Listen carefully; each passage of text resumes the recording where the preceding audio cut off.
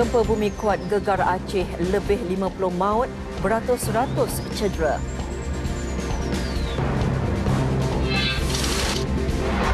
Pelajar lelaki yang hilang ketika mandi di sungai ditemui lemas. Pusat Servis Teknikal Pangkalan Udara Gong Kedah bernilai RM73 juta siap sepenuhnya.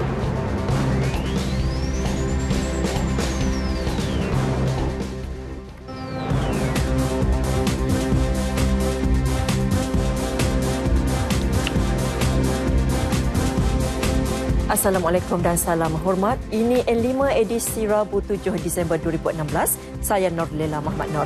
Dan untuk lintas langsung negeri-negeri petang ini, kita mulakan dengan Bumawin langsung dari Sarawak. Kemudian kita akan bersama Samsia Samsi langsung dari Selangor.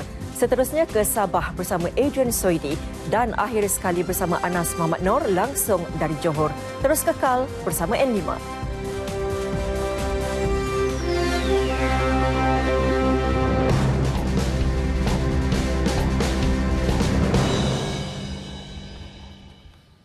Gempa bumi kuat di wilayah Aceh, Sumatera, Indonesia. Setakat ini 52 mangsa disahkan meninggal dunia dan angka tersebut dijangka akan terus bertambah. Manakala kira-kira 270 orang dilaporkan cedera dengan berpuluh-puluh daripadanya parah.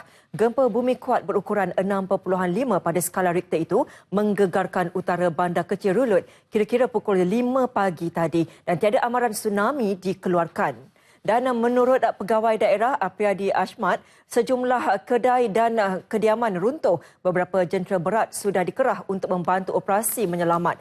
Seorang lelaki tua dilaporkan meninggal dunia berkemungkinan akibat serangan jantung dan dikuatiri berpuluh-puluh lagi dipercayai terperangkap di dalam runtuhan rumah.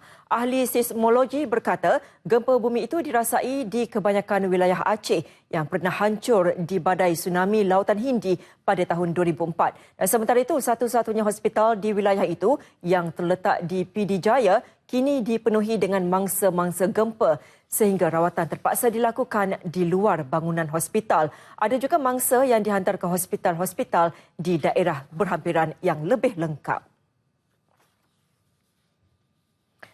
Kedutaan Besar Indonesia ke Malaysia mengesahkan gempa bumi di Aceh hanya melibatkan sebuah daerah. Berdasarkan keadaan semasa, tiada keperluan untuk Indonesia meminta bantuan dari negara luar. Duta Besar Indonesia ke Malaysia, Herman Prayitno, yang dihubungi mengesahkan keadaan semasa di wilayah itu adalah terkawal. Dari keterangan, tidak ada potensi untuk tsunami. Nah, itu di bagian di namanya Sigli. Sigli kira-kira 6,4 skala Richter ya. Kekuatan gempanya itu 6,4 skala Richter di Kabupaten Sigli. Itu part of salah satu kabupaten di Aceh. Jadi memandangkan keadaan tu, rasanya dari pihak kedutaan mungkin akan minta bantuan daripada Malaysia kah dari segi kemanusiaannya bantuan? Sementara belum. Sementara ini baru 4 orang yang meninggal. Warga Indonesia di Malaysia yang ingin mengetahui maklumat lanjut mengenai gempa boleh berhubung dengan pejabat kedutaan di talian tertera. Sementara itu, Kementerian Luar dalam satu kenyataan media mengesahkan setakat ini tiada rakyat Malaysia yang terlibat dalam bencana gempa bumi itu. Kenyataan itu memaklumkan kesemua 428 pelajar Malaysia di Bandar Aceh dalam keadaan selamat. Kebanyakan mereka adalah pelajar di Universiti Islam Negeri Ar-Raniri yang terletak kira-kira 170 km dari PD Jaya, lokasi kejadian. Wisma Putra juga memaklumkan mana-mana rakyat Malaysia yang tinggal di kawasan berdekatan lokasi gempa bumi itu diminta menghubungi Pejabat Konsulat Jeneral Malaysia di Medan. Dalam pada itu, Konsul Jeneral Malaysia di Medan, Datuk Amizar Fazil Rajali memaklumkan pihaknya sedang menyelaras untuk membantu Malaysia Medical Relief Society, Mercy Malaysia, untuk melakukan usaha mencari dan menyelamat di PD Jaya.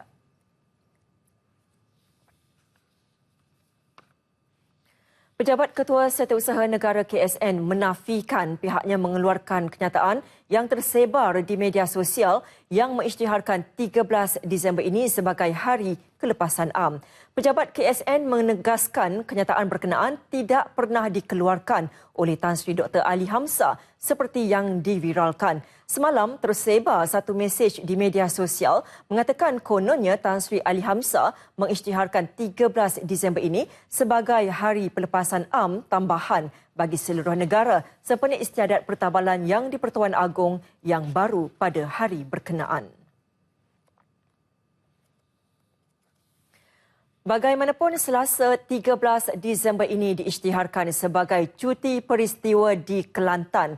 Menteri Besarnya Datuk Ahmad Yaakob berkata, ia sebagai meraikan keberangkatan ke bawah duli Yang Maha Mulia Sri Paduka Baginda yang di Pertuan Agong ke-15. Kita ambil cuti peristiwa lah pada 13 Disember bagi meraihkan keberangkatan ke bawah duli serasmi ke Istana Negara sebagai Yang Pertuan Agong yang ke-15. Jadi kita ambil cuti peristiwa. Beliau berkata demikian kepada pemberita selepas mempengerusikan mesyuarat Esko Kerajaan Negeri di Kota Darul Naim, Kota Baru.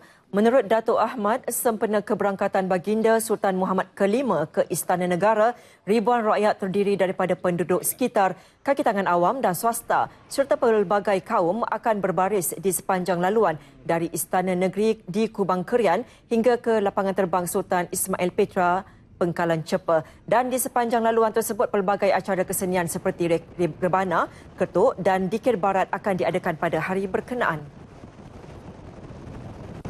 Sementara itu, Selangor juga turut mengumumkan 13 hari bulan ini sebagai cuti umum sempena Hari Keputeraan ke-71 Sultan Selangor Sultan Sharafuddin Idris Shah yang jatuh pada hari Ahad 11 Disember. Baiklah, kita ke berita seterusnya. Bertahun-tahun hanya bergantung kepada talian tetap yang terdapat di 4 rumah. Tiada akses telefon bimbit dan internet selain terletak sejauh 70 km dari Bandar Maran, Pahang. 50 keluarga di kampung Kuala Wau, kebanyakannya bekerja sebagai petani dan melakukan kerja kampung, kini tidak lagi ketinggalan dalam soal jaringan komunikasi. Pembinaan Negara Telekomunikasi Baru atas inisiatif Kementerian Komunikasi dan Multimedia KKMM membawa kegembiraan buat mereka. Sana senang sikitlah anak-anak saya nak tengok TV lah. Sebelumnya saya dapat TV 2 je. Pakai Aria je dulu semua.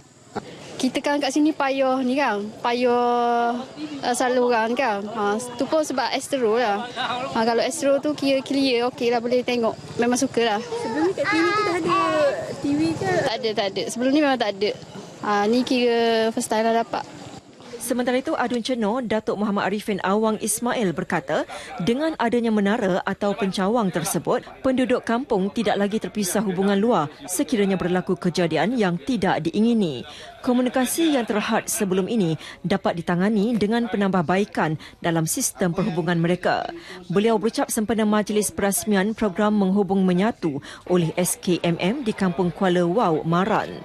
50 keluarga turut menerima pemberian touchpoint berupa keperluan dapur dan televisyen serta rangkaian televisyen Enjoy.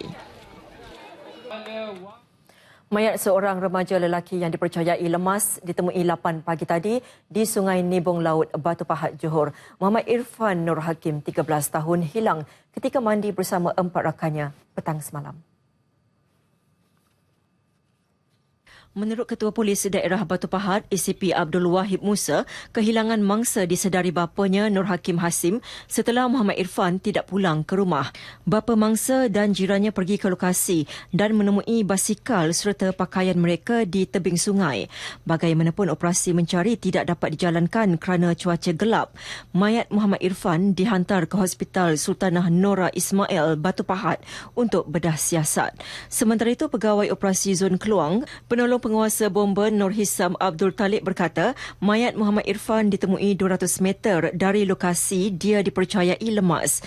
Balai Bomba dan Penyelamat Jalan Muhammad Khalid, Batu Pahat menerima panggilan kecemasan 12.45 tengah malam tadi dan tiba di lokasi dengan 7 anggota dan sebuah jentera kira-kira 30 minit kemudian. Pelancaran baki pakej lebuh raya Pen Borneo dan penduduk kampung Samariang gelisah ekoran kehadiran buaya. Itu antara paparan menarik dari Kuching petang ini. Laporan penuh kita bersama rakan penyampai Buma Win di sana. Silakan Buma. Baik, terima kasih Norlela. Salam sejahtera dan salam sehati sejiwa. Pelancaran kesemua 8 pakej berbaki bagi projek lebuh raya Pen Borneo Sarawak akan dibuat serentak pada 18 Disember ini. Menurut Pengarah Unit Protokol dan Perhubungan Awam Negeri UPPAN, Datuk Haji Kir Busrah, pelancaran serentak terpaksa dilakukan bagi penjimatan kos. Pelancaran jajaran terbaru ini akan diadakan di Eastwood Valley Golf and Country Club Miri. Perdana Menteri Datuk Seri Najib Tun Razak dijangka hadir pada majlis pelancaran 8 pakej lebuh raya itu nanti. Jelasnya lagi, sehingga kini sebanyak 2 fasa pembinaan lebuh raya telah dilaksanakan melibatkan penaiktarafan lebuh raya Pen Borneo Sarawak dari Sematan ke Miri dan dari Miri ke Lawas, manakala bagi negeri Sabah masih dalam proses perancangan. Sebelum ini, 4 daripada 12 keseluruhan pakej projek tersebut telah dilancarkan membabitkan jajaran simpang Nyabau Bakun, Teluk Melano Sematan, Sematan Jambatan Sungai Maung dan Serian Simpang Pantu. 8 pakej berbaki melibatkan jajaran Simpang Pantu ke Batang Sekerang, seterusnya Sungai Awik, Bintango, Jambatan Sungai Kuah, Sungai Arif, Simpang Bintulu, Sungai Tangap, seterusnya Jalan Penghubung Pujut, Miri. Projek lebuh raya Pen Borneo dengan jarak keseluruhan sepanjang 2,325 km dari Sarawak ke Sabah membabitkan kos keseluruhan sebanyak 27 bilion ringgit dengan 14.2 bilion ringgit diperuntukkan kepada Sarawak. Kerajaan negeri akan membina dan menaik taraf infrastruktur di Taman Arkeologi serta Pusat Wales Semenanjung Santubong menerusi Jabatan Muzium Sarawak bermula tahun depan. Menurut Timbalan Ketua Menteri Dato' Amar Abang Johari Tun Openg, pembinaan infrastruktur berkenaan dijangka siap sepenuhnya pada tahun 2019. Dato' Amar Abang Johari yang juga Menteri Pelancongan Kesenian dan Kebudayaan berkata, infrastruktur tersebut termasuk penyediaan maklumat bagi 5 batu ukir di tapak warisan Sungai Jaung, pembinaan jalan ke tapak warisan Sungai Jaung dari Jalan Sultan Tengah yang sekaligus menghubungkan Pusat Wales selain penyediaan pusat informasi dan pembinaan semula banglo milik ahli alamiah Alfred Russell Wallace. So what happened is this archaeological park signifies Santubong as an international gateway to Borneo, and we want to improve the facility in that particular area where we will build a friendly infrastructure. Friendly meaning can be accessible to the public. Beliau menjelaskan pembinaan dan penaik tarafan tersebut penting bagi memelihara dan memelihara tapak sejarah yang telah wujud sejak abad ke-7 itu, sekaligus membolehkan penyelidikan terus dibuat di kawasan itu. Ia perlu memandangkan Santubong dikenali sebagai pintu masuk pusat perdagangan pertama dan terpenting antara Borneo dan China, selain merupakan tempat terawal penyebaran pengaruh agama Hindu, Buddha dan Islam. Beliau yakin dengan adanya infrastruktur itu kelak akan mampu menarik perhatian kedatangan ahli sejarah serta pelancong dari dalam dan luar negara. Beliau memberitahu demikian pada sidang media selepas lawatan ke tapak warisan Sungai Jaung dan Batu Buaya di Santubong. Akibat syakwa sangka seorang penunggang motosikal Jalias Ramli 22 tahun maut setelah dirempuh oleh seorang pemandu kerana disyaki mencuri barang milik pemandu terbabit. Dalam kejadian pada pukul 4 pagi itu, pemandu yang dikenali sebagai Lee Tian Hung, 17 tahun telah bertindak melanggar mangsa di Taman Hui Sing setelah adegan kejar-mengejar. Menurut Timbalan Ketua Jabatan Siasatan dan Penguatkuasaan Trafik IPK Sarawak ASP Matthew Manggi, mangsa telah dilanggar di satu lorong pada kelajuan tinggi menyebabkan mangsa mengalami kecederaan parah pada bahagian kepala dan mati di tempat kejadian. ASP Matthew yang dihubungi pemberita RTM mendedahkan kes ini di Kuching. Beliau turut mendedahkan mangsa diseret lebih kurang 18 meter daripada lokasi pelanggaran. Pemandu kenderaan terbabit ditahan polis bagi ujian alkohol dan dadah. Kes akan disiasat di bawah Seksyen 41 Kurungan 1 Akta Pengangkutan Jalan 1987 sebelum dirujuk ke bahagian siasatan jenayah bagi tujuan motif pelanggaran. Penduduk di Kampung Samariang, Kuching diundang kegelisahan dengan kehadiran sang bedal di tasik berhampiran kampung mereka.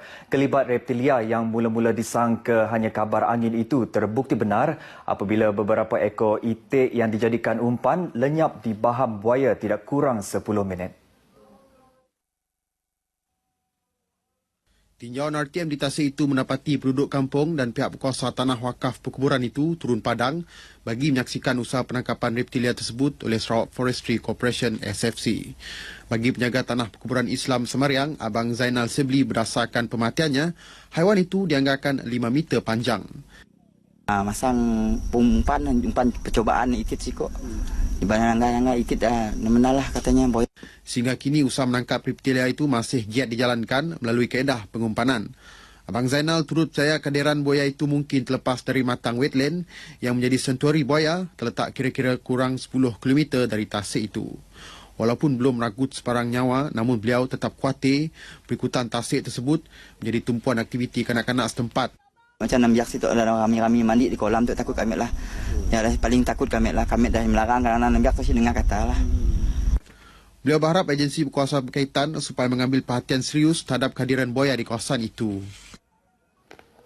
Tahun 2016 merupakan tahun penuh cabaran kepada Kementerian Kebajikan, Wanita dan Kesejahteraan Komuniti. Menyifatkan demikian, Menteri Muda Kebajikan dan Kesejahteraan Komuniti, Dr. Abdul Rahman Ismail berkata, ini berikutan berlangsungnya banyak program besar dan bersejarah yang dikenalikan oleh kementerian itu dengan menyaksikan Sarawak selaku tuan rumah seperti Sukan Malaysia Sukma, Sukan Paralimpiad dan Sukan Orang Pekak Malaysia SOPMA.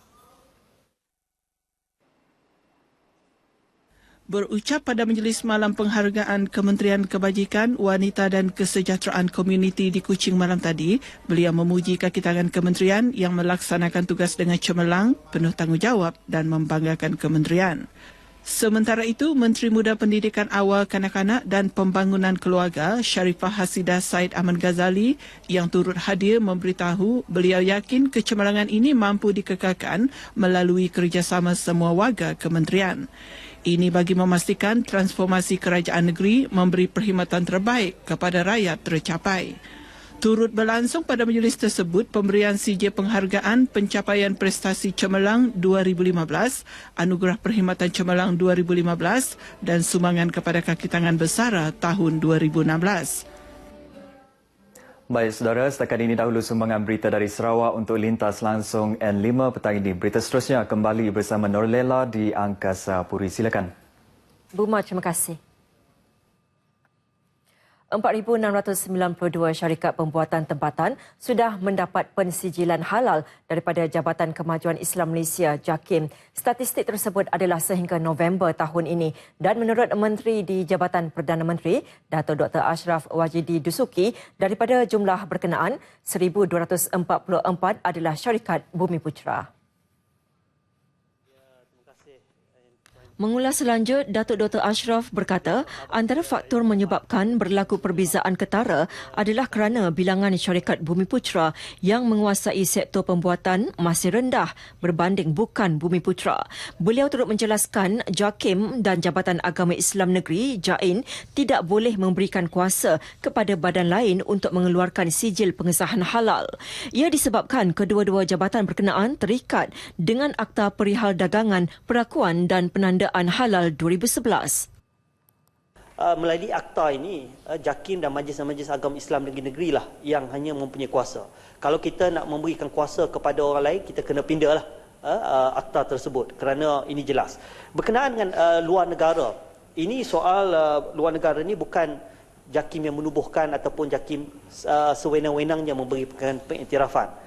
Kita mempunyai kerjasama dengan badan-badan pensijilan antarabangsa. Mereka ini merupakan badan-badan pensijilan yang memang sudah pun establish dengan izin. Sudah pun ada dan wujud di negara-negara yang kita mempunyai hubungan sebanyak 33 buah negara, dan daripada 33 buah negara ini ada 56 badan-badan pensijilan antarabangsa yang mengiktiraf dan juga diiktiraf oleh JAKIM. Penjelasan itu menjawab pertanyaan Senator Datuk Muhammad Suhaimi Abdullah. Datuk Dr. Ashraf turut memberitahu sijil halal JAKIM tidak bersifat wajib untuk syarikat atau pengeluar makanan mendapatkannya. Semua penyelenggaraan barisan kedua yang komprehensif dan efektif pesawat Sukhoi milik Tentera Udara Diraja Malaysia TUDM kini dibuat di Pusat Servis Teknikal STC Pangkalan Udara Gong Kedak di Besut, Terengganu. STC yang menelan belanja RM73 juta itu siap sepenuhnya semalam.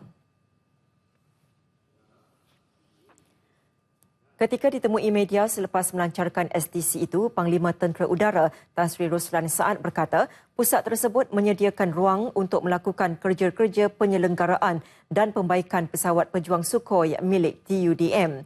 Menurut Panglima Tentera Udara Tan Sri Roslan Saad, sebelum ini kerja-kerja senggaraan pesawat dilaksanakan di Hangar 11 Skuadron yang berkongsi dengan Aerospace Technology Corporation SDN Berhad ATSC. Bangunan ini juga dilengkapi ruang pejabat, ruang penyimpanan alat ganti dan pengujian komponen pesawat Sukhoi. Easily about 10 Sukhoi dalam ni boleh masuk. Tapi tak semua kita buat maintenance. Kita maintenance aircraft mungkin ada 3 or 4 aircraft at a time. Tapi facilitiesnya dengan peralatan-peralatan nanti yang akan ada dalam hangar ni akan kata-kata kita dapat menjalankan kita punya aktiviti untuk maintain pesawat dengan lebih baik lagi. Pusat STC ini mampu menyenggara 4 pesawat Sukhoi pada satu masa. Hadir sama pada pelancaran itu ialah pemangku Komander Pangkalan Udara Gong Kedak, Colonel Rozaini Ahmad Rafi'i alias Ahmad Rofi. Sempena kunjungannya, Tan Sri Roslan turut mengingatkan lebih 100 kaki tangan di pangkalan itu peka terhadap sebarang ancaman yang boleh menggugat keselamatan negara, terutamanya IS, Daesh dan kumpulan ekstremis lain. Seorang remaja warga Singapura dihadapkan ke Mahkamah Majistret Kanak-Kanak Johor Bahru atas pertuduhan menyamar sebagai cucu Sultan Johor. Sabit kesalahan boleh dipenjara 7 tahun atau denda atau kedua-duanya sekali.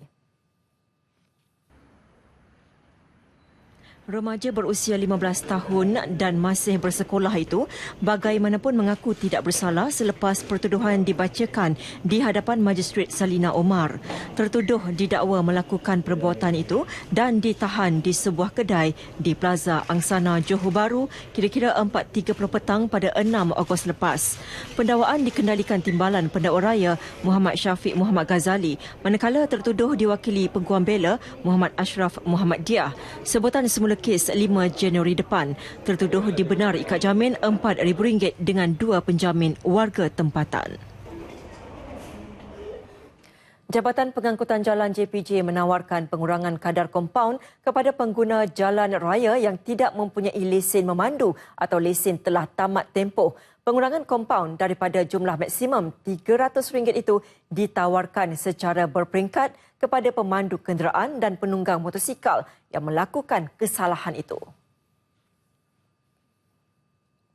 Menurut kenyataan itu, di bawah Seksyen 26/1 Akta Pengangkutan Jalan 1987, pemandu kenderaan atau penunggang motosikal yang memandu atau menunggang tanpa lesen atau lesen tamat tempoh boleh dikenakan kompaun maksimum sebanyak RM300. Namun demikian, sekiranya pesalah menjelaskan kompaun dalam tempoh yang ditetapkan, kadar pengurangan bayaran akan ditawarkan. Bagi motosikal, jika bayaran dibuat dalam tempoh 1 hingga 15 hari, kompaun ditawarkan sebanyak RM100, 16 hingga 30 hari sebanyak RM150, 31 hingga 60 hari sebanyak RM250. Bagi lain-lain kenderaan, jika bayaran dibuat dalam tempoh 1 hingga 15 hari, kompaun yang ditawarkan adalah sebanyak RM150, 16 hingga 30 hari RM200 dan 31 hingga 60 hari RM300. Kemeriahan program Khatan Perdana yang disertai lebih 300 kanak-kanak di Puchong antara paparan berita dari Selangor hari ini. Samsia Samsi telah bersedia dengan laporannya. Silakan, Sam. Terima kasih Nolela. Assalamualaikum dan salam sejahtera. Papan tanda bagi pembinaan masjid telah lama dinaikkan. Namun kawasan tanah seluas 2.5 hektar yang diperuntuk bagi projek itu masih tinggal lapang. Lebih 4,000 penduduk di Taman Alam Jaya di Shah Alam sudah menunggu lebih 10 tahun untuk melihat projek Masjid Impian menjadi kenyataan. Penduduk merayu kerajaan negeri menyegerakan projek itu kerana rumah yang dijadikan surau sementara sejak 2008 tidak lagi dapat menampung jumlah karya yang meningkat saban tahun. Menurut Setiausaha Penduduk Taman Alam Jaya Muhammad Nizam Muhammad Yasir, surau sedia ada terhad kepada 350 jemaah sahaja. Ini menyebabkan kawasan parkir rumah jiran terpaksa digunakan untuk menampung kapasiti karya. Sejak 2010, penduduk menanti-nantikan dengan terbinanya Masjid Puncak Alam, tapi yang kita nampak hari ini adalah tanah lapang dan tanah kosong. Jadi kita minta pihak berwajib yang dipertanggungjawabkan jenguk-jenguklah di kawasan Taman Alam Jaya ni. Kesusahan kami nak ke masjid di luar ataupun yang ada kenderaan, bolehlah kita pergi. Kalau tak ada kenderaan, melepaslah kita untuk membuat ibadah solat jemaat, dan juga kita tengok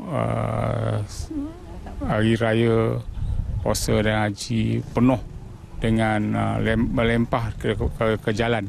Harapan kami kat sini turun-turunlah ke Alam Jaya ni, tengok apa yang perlu.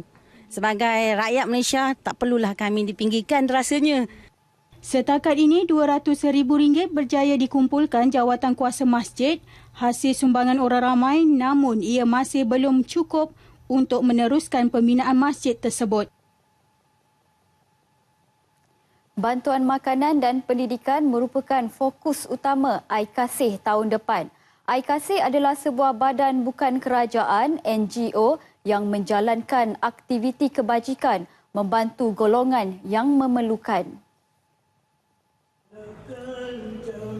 Pengasas iKasih, Datuk Muhammad Syuif Lamri berkata, 25 lokasi di negeri ini telah dikenal pasti bagi pengagihan bantuan tersebut. Katanya, pemantauan secara berterusan akan dilakukan iKasih setelah bantuan diberikan.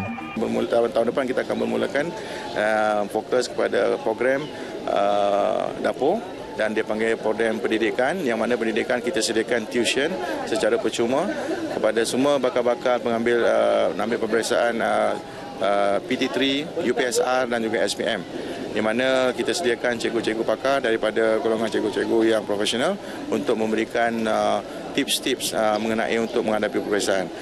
Beliau ditemui media selepas majlis perasmian Ikatan Perpaduan Penduduk Kondominium Golden Villa dan pelancaran kembara iKasih. Majlis disempurnakan Tengku Puteri Sofia, ibni almarhum Sultan Salahuddin Abdul Aziz Shah yang juga penaung diraja iKasih. Di majlis itu, iKasih turut menyumbang sebuah van jenazah kepada karya Surau Al-Munawarah Tengku Puteri Sofia, Kondominium Golden Villa. Pasal van jenazah di tabung akhirat. So ini adalah bantuan yang kita sama menghargai dan tak boleh dilupa di dunia dan akhirat jugalah. Tengku Puteri Sofia turut merasmikan Taman Mini Tengku Puteri Sofia dan Surau Al-Munawarah Tengku Puteri Sofia. Bayi 5 bulan antara 313 peserta yang menyertai program Katan Perdana 2.0 secara percuma di Kampung Tengah Puchong. Program anjuran pertubuhan sentuhan kasih Al-Kalam itu merupakan salah satu program tanggungjawab sosial korporat pertubuhan itu membantu keluarga yang kurang berkemampuan. Pada permulaan majlis, semua kanak-kanak diarak menaiki kereta antik diiringi paluan kompang dan selawat sebelum majlis dirasmikan penaung Al-Kalam, Datuk Seri Dr. Abdul Karim Al-Haj. Suasana menjadi lebih meriah apabila kanak-kanak ini disiram air oleh anggota pasukan bomber dan penyelamat Puchong. Istimewanya program ini apabila penganjur tidak mengenakan bayaran, tetapi peserta digalak menyumbang infak kepada fakir miskin sebanyak RM17. Sementara itu, Wan Nur Hasimah Wan Ahmad mengambil keputusan mengkatankan anaknya Abdul Kawi Ul Syafiq Amin Ul Syafiq 5 bulan kerana ia lebih muda dan tidak menimbulkan banyak kerenah. Pendapat saya, sunat masa baby ni senang nak jaga. So kalau dah besar tu kan dia banyak perangai kan. So, kalau baby ni dia baring je. So ubat pun senang nak jaga, dari segi makanan pun susu badan je. Jadi dia cepat sembuh. Peserta walaupun takut Namun mereka teruja dan menganggap ia satu pengalaman istimewa sebelum menjadi dewasa. Berdebar rasa macam, berdebar ada juga, takut rasa macam nak lari pun ada juga. Hilang. Mula happy hilang mandai bomba. Tengok je orang tengah sunat menjerit. Ingat balik. Terus takut. Rasa takut sikit. Kenapa boleh takut? Sebab sakit. Habis tu tadi tu yang adik nangis tak? Nangis sikit. Lepas sunat ni apa rasa? Dah lega ke? Rasa hebat lah. Boleh nak cakap situasi dia memang mendebarkan sangat. Itulah dia menjerit, kita yang naik cemas rasanya. Memang dah kita yang rasa ya Allah dudap jantung ni itulah. Program ini mendapat kerjasama Pejabat Kesihatan Daerah Petaling. Menurut Presiden Pertubuhan Sentuhan Kasih Al-Kalam Malaysia, Datuk Seri Baharudin Abu, program tersebut menerima 6,400 permohonan namun hanya 313 sahaja yang dipilih. Majlis turut diserikan dengan persembahan kumpulan nasyid, Rabbani dan Ramrah-Ram. Sekian paparan berita dari Selangor. Kembali kepada Nolela untuk berita seterusnya. Baik, terima kasih Samsia. Baiklah saudara, kita ke berita seterusnya. Air banjir yang bertakung di kawasan Kampung Padang Serai di Pantai Remis, Perak menjadi punca penduduk yang terjejas masih berada di pusat pemindahan. Malah jumlah penduduk yang dipindahkan ke Sekolah Rendah Agama Rakyat Kampung Padang Serai meningkat kepada 79 orang berbanding 76 semalam. Menurut Ketua Penolong Pegawai Daerah Manjung, Laila Mazwin Zakaria, penduduk terjejas telah berada di pusat pemindahan ini sejak 5 hari lalu. Jumlah keluarga sekarang ada 19, tambah seorang lagi keluarga. Pertambahan ini disebabkan keluarga ni sebelum ni dia berada di luar daripada kampung ni lah. Dan di rumah saudara lah kan. Dan bila dia balik, tengok keadaan rumah dia sekarang, so itu yang dia daftar masuk lah ke sini, menjadikan 19 keluarga sama 79 orang lah. Sementara itu, Jabatan Pengairan dan Saliran JPS telah menyediakan 2 pam air untuk membawa keluar air yang bertakung ke Sungai Beruas. Proses pengepaman dilakukan sejak 16 hari lalu, namun keadaan masih belum pulih sepenuhnya. Walaupun tak hujan, still keadaan air bertakung. Setiap tahun, maknanya air daripada Sungai Beruas, daripada Taiping, turun ke kawasan Padang Serai. Sebab Padang Serai antara salah satu kawasan yang agak rendah. Memang tiap-tiap tahun. Kadang-kadang terasa juga sedih. Kualiti masa sepatutnya kami habiskan dengan anak-anak di rumah. Waktu cuti macam ni kami terpaksa habiskan di sinilah. Tapi mungkin juga ada hikmah juga di sebalik itu. Bila kami dah berkumpul kat sini, kami dah jadi macam satu keluarga yang besar. Dekat rumah saya nampaknya ada surut tapi tak banyak lah. Ingat dalam 3-4 inci lah. Sekarang dah surut sikit lah. Jangan ada penambah hujan lah. Kalau hujan, saya ingat air akan naik balik lah. Lebih 1,300 unit rumah mampu milik RMM akan dibina dalam 2 projek melibatkan kos lebih 217 juta ringgit di Alur Gajah dan juga Jasin. Projek Kerajaan Negeri Melaka itu akan dilaksanakan Lembaga Perumahan Melaka LPM. Menurut Ketua Menteri Datuk Seri Idris Harun, projek pertama yang akan dibangunkan melibatkan pembinaan 129 unit rumah di Taman Desa Idaman di Durian Tunggal atau dikenali sebagai Rumah Pejabat Awam Melaka di tanah seluas 4.05 hektar dengan kos 23.2 juta ringgit. Bangunan yang bertepatan dan kena pada tempatnya. Lebih-lebih lagi, Durian Tunggal ini akan menjadi sebuah bandar future, bandar masa hadapan yang mempunyai berbagai kemudahan di dalamnya, termasuk high speed rail station, sebuah universiti yang moden, canggih dan mempunyai state of the art, Universiti Teknikal Kebangsaan Malaysia, mempunyai komponen kaki tangan seperti pensyarah daripada luar negara, dalam negara, dan pelajar-pelajar yang ramai dan sebagainya. Projek kedua akan melibatkan pembinaan 1,218 unit rumah mampu milik di kawasan seluas 35.46 hektar dengan kos RM194.2 juta di Merlimau. Datuk Seri Idris ditemui media selepas majlis menandatangani perjanjian projek berkenaan bersama LPM di Seri Negeri Aikro. LPM yang diwakili pengarah eksekutifnya Salih Mat Dom dan syarikat pemaju wawasan Instek Properties diwakili kedua-dua pengarahnya iaitu Datuk Eng Chun Cheng dan Datuk Eng Chun Kun. Sebanyak 90% atau sejumlah 2,115 koperasi sekolah berjaya mencatatkan keuntungan pada tahun perniagaan 2015. Angkatan Koperasi Kebangsaan Malaysia Berhad Angkasa mengambil langkah proaktif dalam memperkasakan perniagaan koperasi sekolah dengan membimbing secara khusus supaya koperasi dapat mengembangkan perniagaan secara terancang. Menurut Presiden Angkasa, Datuk Abdul Fattah Abdullah, kepimpinan koperasi perlu segera mengenal pasti bidang perniagaan yang ingin diceburi dan Angkasa akan memberi bimbingan yang sewajarnya. Beliau berkata bimbingan berterusan akan diberikan dan diperhebatkan supaya koperasi dapat maju dalam perniagaan yang dikendalikannya. Dalam Perhimpunan Agung UMNO yang memberikan penisaranan ataupun yang mengumumkan bahawa kerajaan akan menggunakan koperasi dalam usaha untuk membantu rakyat menghadapi kenaikan kos sara hidup. Beliau bercakap kepada media ketika ditemui pada program khas pembangunan perniagaan koperasi sekolah yang berlangsung di My Angkasa Academy and Resort Langkawi.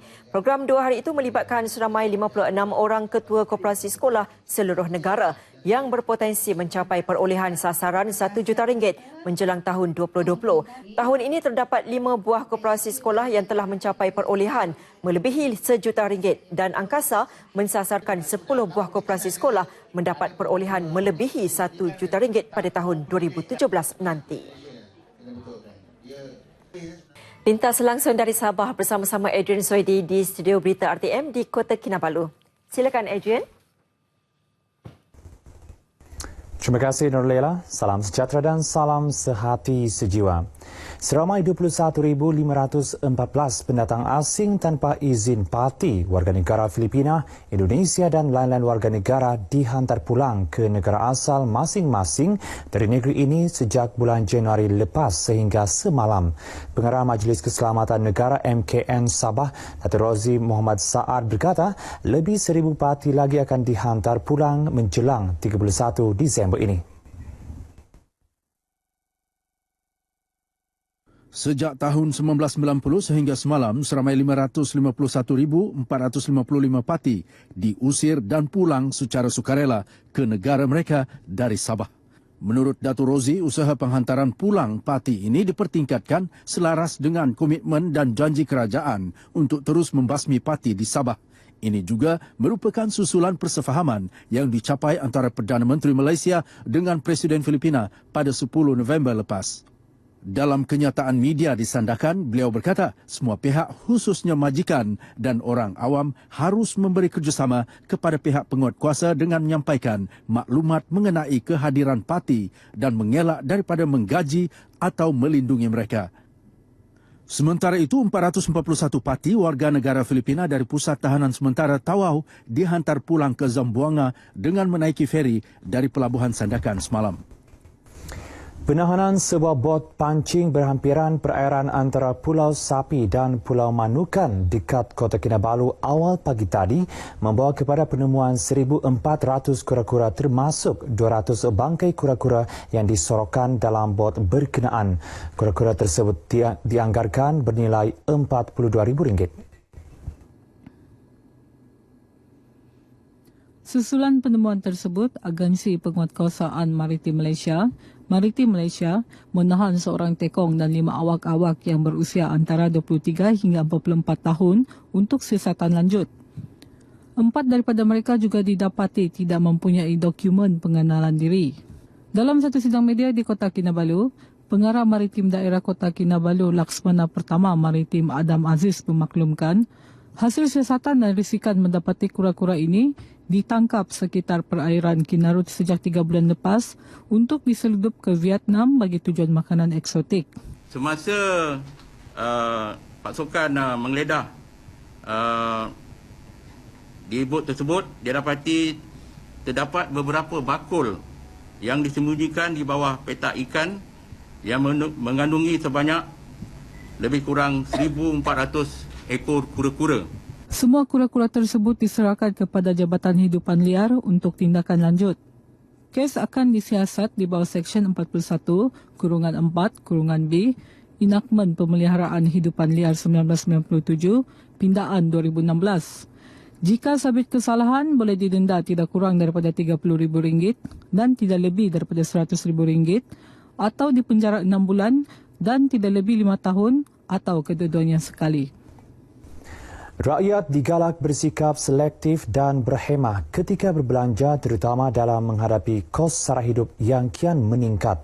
Sehubungan itu, bagi memastikan rakyat berbelanja secara berhemah, projek merakyatkan ekonomi melalui perbelanjaan dilaksana di negeri ini. Pembantu Menteri Pembangunan Sumber dan Kemajuan Teknologi Maklumat Datuk Hamisah Samad berkata, projek merakyatkan ekonomi melalui perbelanjaan dilaksanakan sebagai salah satu kaedah baharu untuk melindungi hak asasi dan kepenggunaan masyarakat di negara ini. Beliau berucap merasmikan projek tersebut dan majlis menandatangani perjanjian kerjasama strategi antara syarikat Jadi Juta Group dan OCS Synergy Group serta Pertubuhan Kemanusiaan Masyarakat Antarabangsa Malaysia Negeri Sabah dan Yayasan Persaudaraan Indonesia Malaysia PERS di Tawau. MOU itu bertujuan menjalin kerjasama dalam bidang ekonomi melibatkan syarikat di negeri ini dan Indonesia. Datuk Hamisah menyaksikan majlis menandatangani MOU ini antara wakil syarikat Jadi Juta Group Datuk Azizul Tandek, pengasas OCS Synergy Rusdi Ganing dan PERS diwakili Ketua Umumnya Bapa Muhammad Nawir Gizim. Mas Wings Sdn Berhad berusaha memperbaiki masalah teknikal yang dihadapi pesawatnya bagi mengurangkan masalah penerbangan ditunda kepada para penumpang bermula tahun depan. Mas Wings mempunyai 16 buah pesawat, 10 daripadanya jenis ATR dan 6 lagi pesawat Viking. Ketua Pegawai Eksekutif Maswing Sdn Berhad Aminuddin Zakaria berkata pembaikan itu penting bagi menjamin keselamatan penumpang dan kru kapal selain memberi kepuasan kepada penumpang dengan perkhidmatan penerbangan yang ditawarkan. Maswing adalah syarikat penerbangan yang bagus sebenarnya di Sabah Sarawak. Jadi memang ada banyak challenges kita hadapi sekarang. Mungkin penumpang-penumpang yang menghadapi delay itu bukan disebabkan kita saja nak delay lah, sebab pesawat pun dah 8 tahun sebenarnya, jadi memang banyak technical problem. Sejak beroperasi 9 tahun lepas di Sabah dan Sarawak, Maswings merekodkan 12 juta penumpang. Aminuddin ditemui media selepas mengadakan kunjungan hormat terhadap Yang di-Pertuan Negeri Sabah, Tun Dr. Haji Johar Dato' Haji Mahiruddin di Istana Negeri Kota Kinabalu. Dalam perkembangan sama, Aminuddin berkata, Maswings kini menawarkan promosi hebat ke semua destinasi di Sabah dan Sarawak dengan tambang serendah RM49 sempena jualan hujung tahun. Promosi bermula 6 Disember dan berakhir 31 Disember itu melibatkan penerbangan sehala ke Sabah dan Sarawak bermula Disember hingga Januari tahun depan sempena cuti persekolahan dan perayaan Hari Krismas. Sekian bahan berita dari Sabah petang ini. Kembali kepada Nurlela di Angkasa Puri. Silakan. Adrian, terima kasih. Dan saudara, tahap keselamatan pekerja di tapak pembinaan dan perkembangan terbaru bas Muafakat Johor menjadi paparan berita dari selatan tanah air. Anas Maknur di studio berita RTM di Johor Bahru sedia dengan laporannya. Silakan Anas. Terima kasih Leila di Angkasa Puri. Masalah keselamatan pekerja di tapak binaan perlu dilihat daripada aspek komitmen pihak atasan, terutama kontraktor dan subkontraktor. Ini kerana kemalangan banyak berpunca daripada keadaan tempat kerja yang berisiko dan pelakuan pekerja yang tidak selamat. Punca lain termasuk kegagalan memantau kerja-kerja yang dijalankan di tapak binaan. Pengarah Jabatan Keselamatan dan Kesihatan Pekerjaan DOS Johor, Insinyur Kormen Muhammad Noor berkata, keselamatan pekerja perlu dipantau penyelia keselamatan yang terlatih. Pihak majikan juga perlu ada sedikit sebanyak inovasi lah. Inovasi terkini yang perlu menggunakan teknologi terkini sebagai contoh macam CCTV. Mereka ni boleh memasang CCTV untuk memantau selain daripada progres kerja, juga boleh memantau kelakuan ataupun tempat kerja berkenaan. Sehingga Oktober 2016, DOS Johor menerima 64 laporan kemalangan di tempat kerja dan 13 daripadanya melibatkan kematian. Daripada jumlah itu, kemalangan melibatkan pekerja jatuh dari tempat tinggi paling banyak dicatat. Ini diikuti dengan pekerja ditimpa objek yang jatuh dari tapak binaan dan pekerja ditimpa kren. DOS Johor turut mengeluarkan 257 kompaun untuk sektor pembinaan berjumlah RM335,000. Kompaun dikeluarkan mengikut Akta Kilang dan Jentera 1967, Peraturan Kilang dan Jentera, Operasi Bangunan dan Kerja Pembinaan dan Kejuruteraan 1986, Peraturan Kilang dan Jentera Orang yang Menjaga 1970. Antara kesalahannya ialah gagal menggaji operator kren yang berdaftar dan menggunakan jentera yang tiada sijil pengakuan kelayakan sah. 31 kontraktor pula dihadapkan ke mahkamah atas 40 kesalahan dengan nilai penalti RM965,000.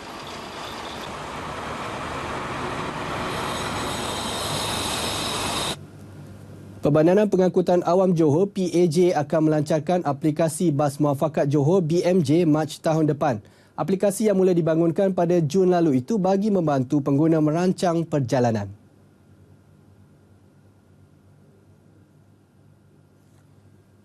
Menurut Ketua Pegawai Eksekutif PAJ Suhairi Hashim, fungsinya menyerupai aplikasi GrabCar atau Uber yang dilengkapi GPS bagi mengetahui lokasi-lokasi bas.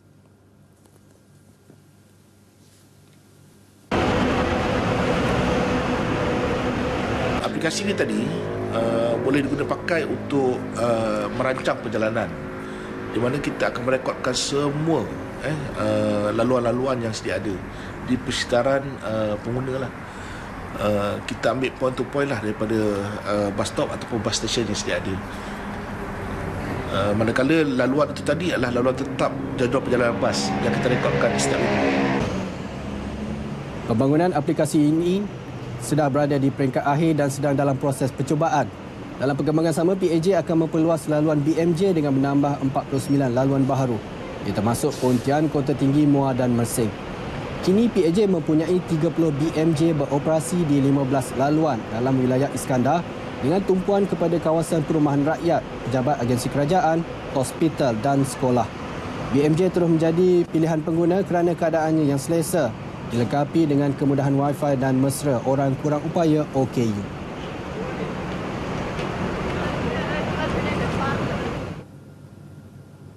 Kain Tenun Johor suatu ketika dahulu menjadi lambang jati diri masyarakat negeri ini. Hasil cetusan Idea Sultan Johor Sultan Ibrahim Sultan Iskandar, kegemilangan kain tenun Johor akan dikembali menerusi bengkel tenun Johor oleh Yayasan Warisan Johor YWJ. YWJ dengan kerjasama National Design Centre telah menjalankan penyelidikan sejak 2013 dan berjaya menghasilkan 10 corak baharu tenunan Johor namun keaslian fabriknya dikekalkan. Yayasan Johor berusaha memantabatkan kembali tenun corak muar di samping inovasi serta rekaan baru yang telah dibuat dengan mengekalkan keasliannya. Antara rekaan baharu yang dihasilkan adalah songket Johor Jauhar, songket Johor Maharani, songket Johor Medini khas untuk kerabat diraja. Manakala tenun Johor Mayang Melinda, tenun Johor Tanjung Piai dan tenun Johor corak muar berbunga renek khusus untuk rakyat jelata. Kesemua rekaan dipatenkan di bawah Harta Perbadanan Intelek Malaysia. Penghasilan kain tenunan pula menggunakan bahan benang sutra yang dibawa khas dari Terengganu.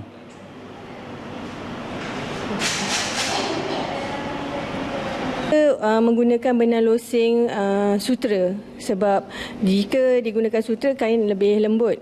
Tapi dalam masa yang sama kita ada juga menghasilkan kualiti kain yang boleh dibeli oleh orang ramai. Sekiranya sutra dia agak mahal sikit.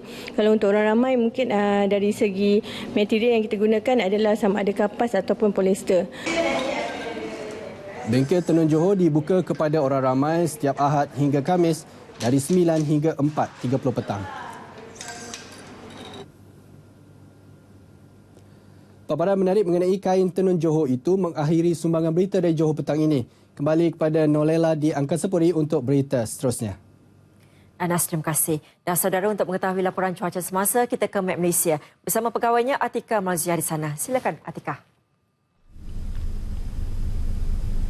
Baiklah, terima kasih rakan penyampai di Angkasa Puri. Assalamualaikum dan salam sejahtera. Laporan cuaca pada petang ini kita mulakan dengan melihat carta pergerakan angin di rantau negara kita.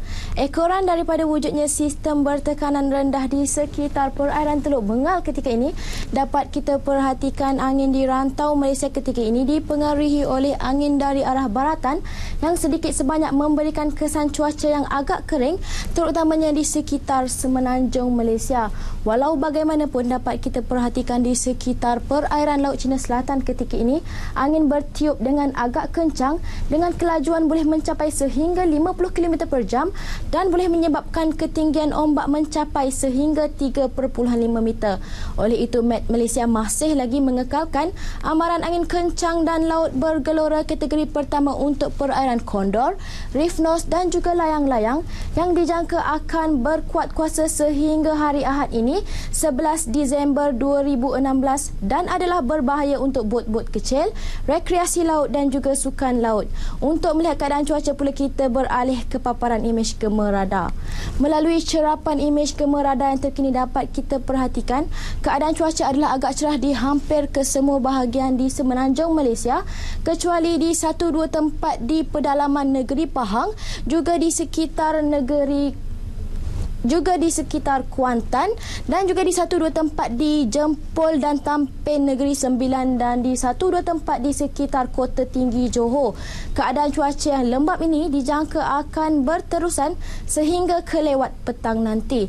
Untuk negeri Sabah pula dapat kita perhatikan keadaan cuaca adalah agak lembap di hampir ke semua bahagian di negeri Sabah dan juga di hampir ke semua bahagian di negeri Sarawak. Walau bagaimanapun menjelang malam nanti, keadaan cuaca yang lembap dijangka akan lebih tertumpu di sekitar pedalaman negeri Sarawak dan juga di sekitar timur negeri Sarawak. Ini sahaja tinjauan cuaca yang dapat saya kongsikan pada petang ini. Berikut pula merupakan tinjauan cuaca bagi bandar-bandar utama di seluruh Malaysia untuk sepanjang hari esok. Sekian dahulu dari Met Malaysia. Saya Atika Malzia. Assalamualaikum.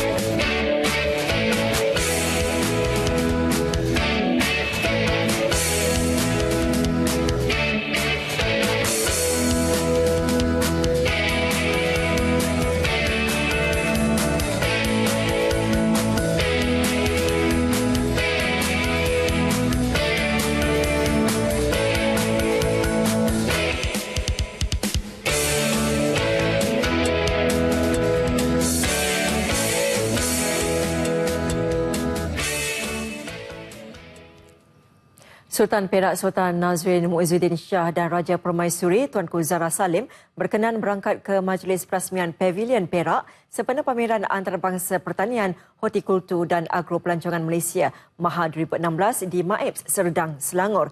Visual itu menutup tirai N5 untuk petang ini.